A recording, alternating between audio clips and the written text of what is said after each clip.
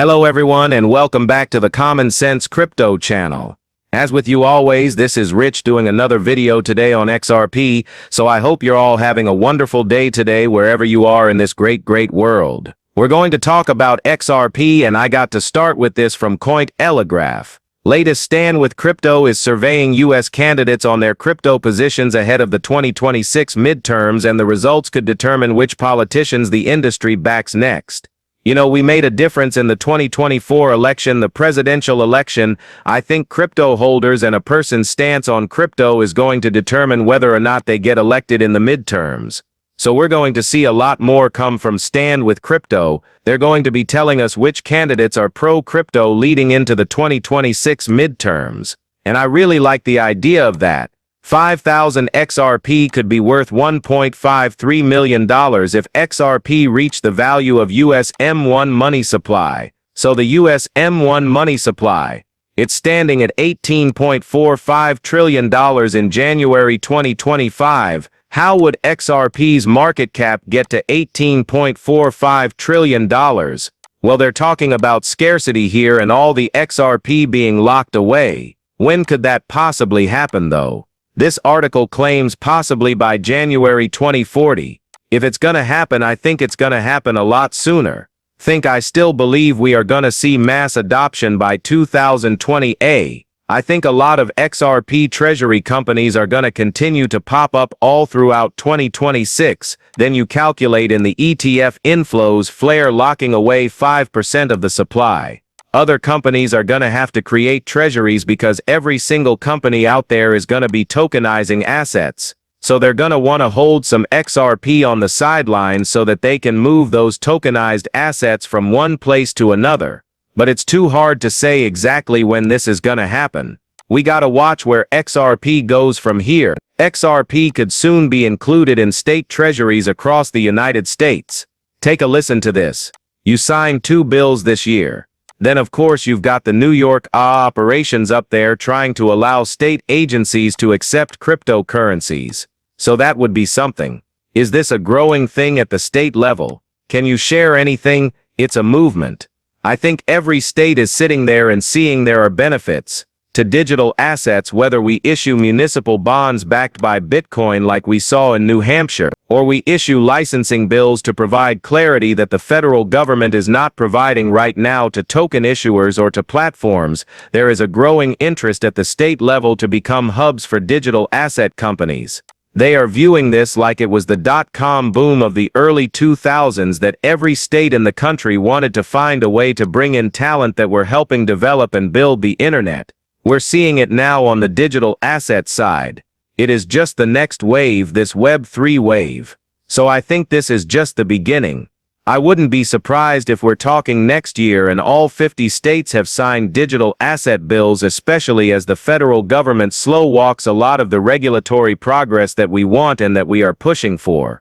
We're seeing a lot from the agencies and the administration, but Congress is slow, as we just alluded to at the top of the conversation. I think every state's going to get involved. We just actually at the Digital Chamber launched the Digital State Network to be more active in the states. Our member companies that we represent are demanding it. They want to go into the state houses. They feel comfortable with what's going in Washington. They want to have conversation with governors, with state elected officials. And so we will be very active in all 50 states next year. So imagine now we have states holding crypto as well, locking it away, and Trez play a very big role with. This comes from Mr. Man off for the past few days. Keep bringing the fire. R says 92% of the world's B have direct SWIFT access, trapped liquidity, and core eating away at their marge. Coins are not just cheaper, are often the only reliable. Says yep, annoys me that TR from Barbados to my USDA then reject it for some reason. I have no idea why. Recess madness, isn't it? We're also reliant on a correspondent banking system created in the 1970s. This is why Ripple is gonna emerge and take a lot of Swift's business out of the gate, because most of the banks, most of the people that use this system, they are already looking for an alternative. Always said Swift might have 11,000 customers, but they're very unhappy customers.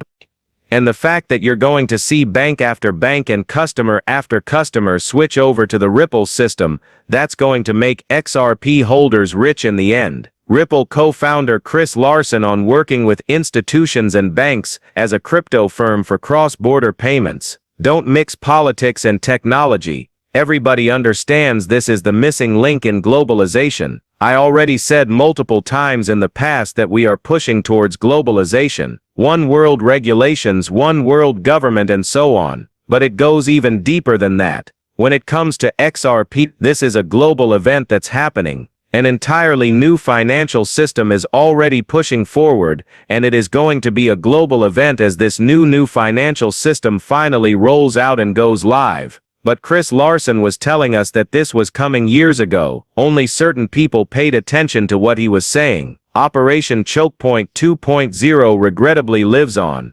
Policies like JP Morgan's undermine confidence in traditional banks and send the digital asset industry overseas. It's past time we put Operation Chokepoint 2.0 to rest to make America the digital asset capital of the world. JP Morgan Chase ends banking ties which strikes CEO, rekindling crypto to banking concerns. Now this happened to Jack Mallers and me personally. I'm not a fan of Jack Mallers. He pushes that Bitcoin narrative all day long, and I always said when something finally breaks and Bitcoin comes crashing down, Michael Saylor is going to be gone. Jack Mallers is going to be gone. But this still does not give JP Morgan the right to cut banking away from Strike CEO. That's what it comes down to. It doesn't matter. JP Morgan is fighting the crypto space, and they're still trying to push forward with Operation Chokepoint 2.0. That needs to finally be put to rest. You know, they should be fined for debanking people that are involved in crypto. For years the Bitcoin maxis called XRP the banker's coin. They are just now realizing who their real enemy is. If only they had listened. We screamed it from the rooftops for years. And you see, this is on German TV. JP Morgan, they hold a large stake in Ethereum, in the Ethereum Foundation. We knew that all along. We already knew that JP Morgan was the one fighting the Bitcoin maxis, not XRP holders.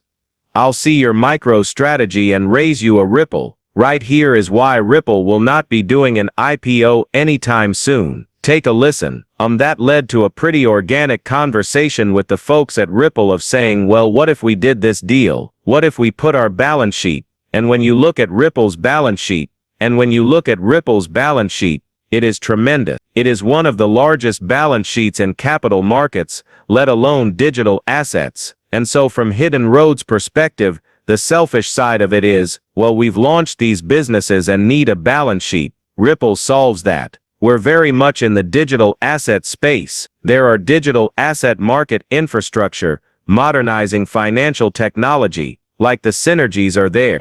And that's why Ripple will not have an IPO anytime soon, because their balance sheet is absolutely phenomenal. We're going to see more Ripple acquisitions along the way. What Ripple is doing is when they see a company that might be struggling a little bit, Ripple comes in and they say, well, listen, we will acquire you, but we want to keep you in charge of Hidden Road. We want to keep you in charge at Middeco and so on. We just want you to become part of the Ripple family. And that's what's been going on. And along the way, Ripple's becoming very well-rounded. And they're bringing more and more utility to XRP at the same time. RAUSD yield coming soon. Join Soil XRP Ledger to get rewards. Soil is bringing yield to RAUSD. The one thing I like about earning from RAUSD is a lot of people are about to take profit on their crypto.